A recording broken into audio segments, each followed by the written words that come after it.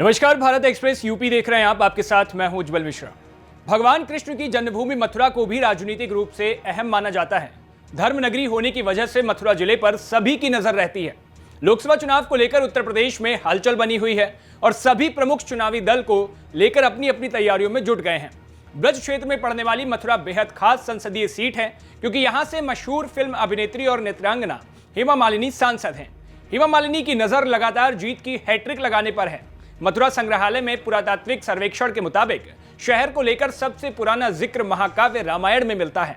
महाकाव्य में इक्ष्वाकु राजकुमार शत्रुघ्न ने लवणसुरा नाम के राक्षस को मार डाला और यहाँ की भूमि पर दावा किया।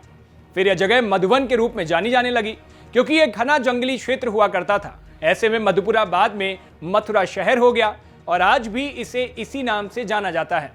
मथुरा जिले में 5 विधानसभा सीटें आती हैं, जिसमें छाता, माट, गोवर्धन, मथुरा और बलदेव सीटें शामिल हैं। 2022 में प्रदेश में हुए विधानसभा चुनावों में इन सभी सीटों पर बीजेपी का कब्जा हो गया। 2019 के संसदीय चुनाव को देखें तो यहां मथुरा लोकसभा सीट पर बीजेपी और साझा उम्मीदवार के बीच मुकाबला रहा।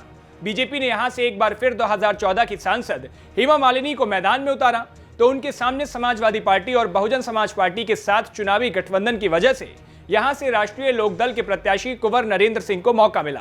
हालांकि चुनाव एक तरफा ही रहा। हेमा को चुनाव में 6,71,293 वोट मिले, तो नरेंद्र सिंह के खाते में 3,77,822 वोट आए। दोनों के बीच मुकाबले में कांग्रेस की स्थिति बेहद ही खराब रही, क्योंकि उसके उम्मीदवार महेश पाठक को 50,000 वोट भी नसीब नहीं हुए। वह महज 28,084 वोट पर सिमट कर रह गए। हेमा ने एक बार फिर शानदार प्रदर्शन करते हुए 2,93,471 मतों के अंतर से जीत हासिल की। अखिलेश से चाचा शिवपाल सिंह यादव की प्रगतिशील समाजवादी पार्टी के प्रत्याशी जगवीर सिंह चुनाव में सबसे नीचे रहे और उनके खाते में महज 470 वोट ही आए।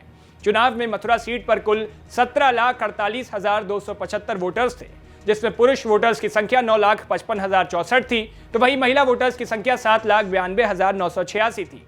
इसमें कुल 11,02,731 यानी 63.4% वोटर्स ने वोट डाले। चुनाव में नोटा के खाते में 5,800 वोट गए। मथुरा संसदीय सीट के राजनीतिक इतिहास की बात करें तो यहां पर बीजेपी का कब्जा बरकरार है।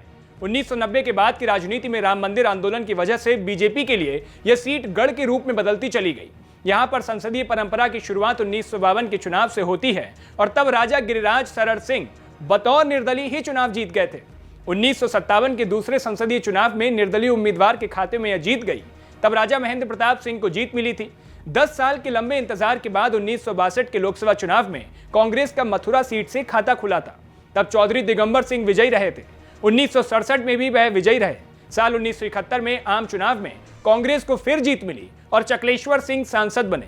इमरजेंसी की वजह से कांग्रेस को 1977 के चुनाव में कई सीटों पर हार का सामना करना पड़ा और मथुरा में भी उसे हार मिली।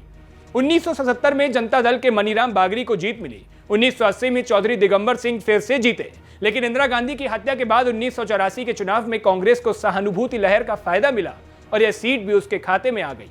लेकिन 1989 में जनता दल को जीत मिली। 90 के दशक में राम मंदिर के आंदोलन में बीजेपी का मथुरा में दबदबा बनने लगा। 1991 के चुनाव में साक्षी महाराज को जीत मिली। फिर 1996, 98 और 99 में बीजेपी के टिकट पर राजवीर सिंह ने जीत की हैट्रिक लगाई। लेकिन 2004 के चुनाव में कांग्रेस के टिकट पर मानेंद्र सिंह को जीत मिली। फिर 2009 के चुनाव में बीजेपी और राष्ट्रीय लोकदल के बीच चुनावी गठबंधन था और यहां से आरएलडी के नेता जयंत चौधरी मैदान में उतरे और वह 1,69,613 मतों के अंतर से चुनाव जीतने में कामयाब रहे। 2014 के चुनाव में मोदी लहर दिखाई दी और इस सीट से बीजेपी की हेमा मालिनी ने तत्कालीन सांसद और आरएलडी के प्रत्याशी जयंत चौधरी को हराकर चुनाव जीता।